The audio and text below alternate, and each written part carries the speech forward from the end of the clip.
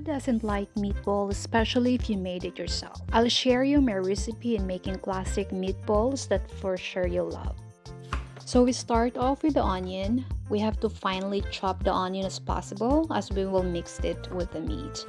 I'm using red onion because this is stronger compared to the white one, and I believe it will give even better taste to the meatballs.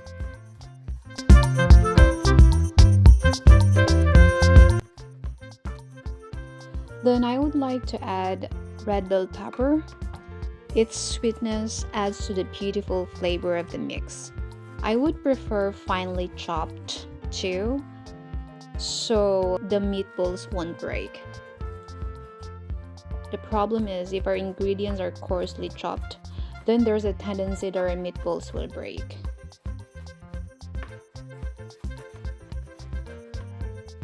So I have here my ground pork and beef, and this is 500 grams in total. I chose a combination of both because the taste is just different and the ratio of this is 50-50. But if you prefer pure beef, that's fine. Then we add our chopped red onion, our chopped red bell pepper, and then salt and pepper to taste. I would say 1 teaspoon of salt and pepper. I'm using the grinder, so I'm just estimating, but 1 teaspoon is good enough for 500 grams of meat.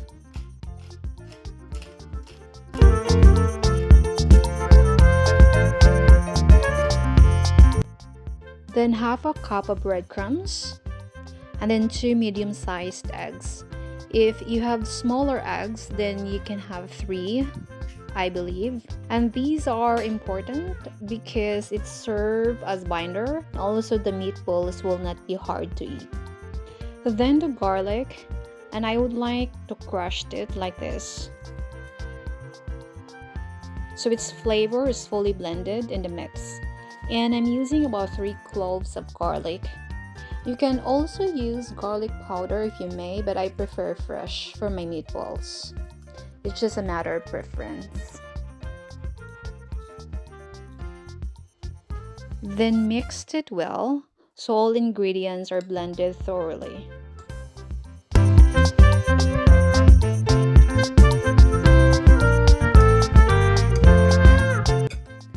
I almost forgot, we have to add Worcestershire sauce. Maybe a teaspoon is good enough, and then mix well.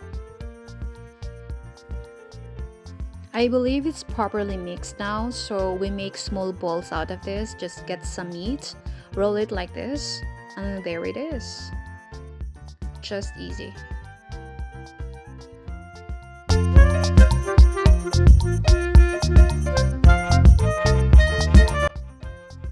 Meatballs are now ready to cook. Prepare a pan and add little oil, just enough to brown the meatballs.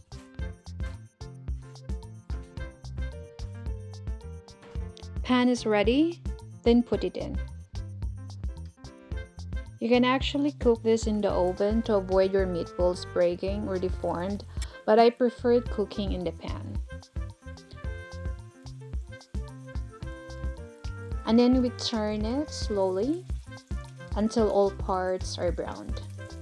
I'm not afraid that it's not fully cooked because we're going to cook it later in tomato sauce. Meatballs and tomato sauce, it's really great combination. So all meatballs now are browned. It's time to make our tomato sauce. Get a new pan and add the butter. We lower the heat as it's too high, risking the butter to burn. Add minced onion and garlic. Saute it until flavor is released. I'm using 1 medium red onion and 3 cloves of minced garlic. Garlic is turning brown now, so time to add our tomato sauce. I'm using 2 packs, each is 390 grams, and I believe this is good enough sauce for our meatballs.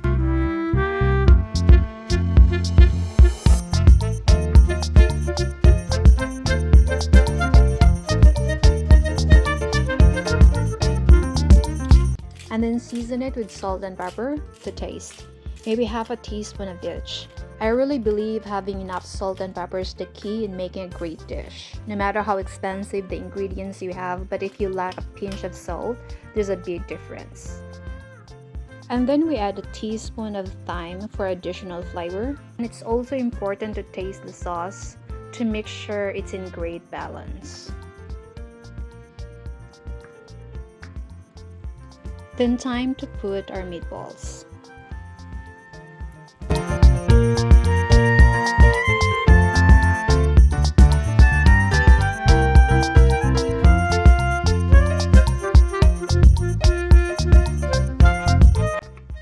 Then we cover all meatballs with sauce, so the flavor of the meatballs will be blended in the sauce, and let it simmer for a low heat. I prefer to cover it to ensure it's fully cooked. I like to eat my meatballs with pasta, so water in, salt to taste, and then we wait until it boils. We check our meatballs just quick. Oh, the heat is sealed now, and look at that. It's just cooking inside beautifully. Water is boiling now. Pasta in. We wait until it's cooked and make sure it's not overcooked. Quick check. Oh, look at that. Really, really great. I tasted it and it's so good and it smells so good and I can't wait to eat it.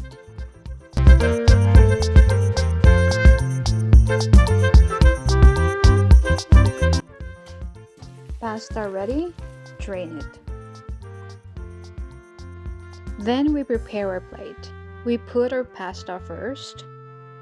We make it a little bit flat so the meatballs won't roll. Then we add our meatballs piece by piece.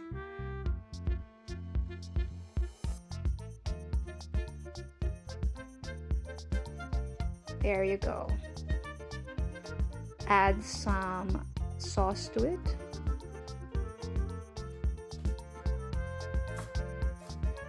And then top it with fresh parsley. There you go. Just sprinkle it on top. And there you have it. Hope you enjoy and hope to see you next time.